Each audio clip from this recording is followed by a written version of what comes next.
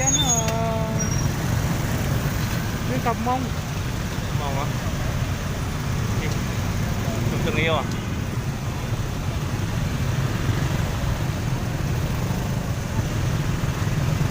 Lai Châu ở gần nào Lai Châu? Có gần Thăng Nguyên không? Có. Trước làm ở Thăng Nguyên đấy. Trước anh á. Ờ. Tân Nguyên cách Thăng Nguyên là 35 cây số.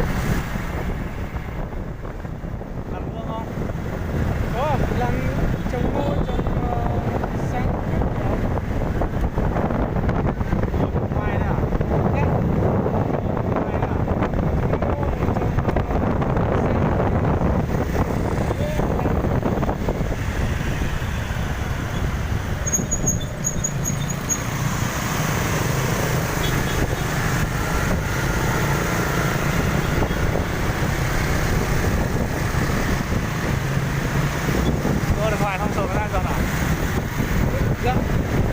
Phải ra không rồi người ta giật à? Không. Người ta giật thì làm thế nào?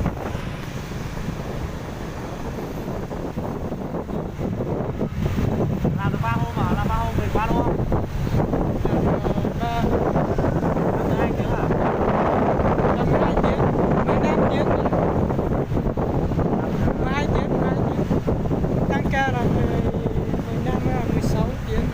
Thế đi về có bảo nó không? Có chứ, nó giữ cả chứng minh đi về phải mang quần áo đi giả này, phải đi lấy chứng minh.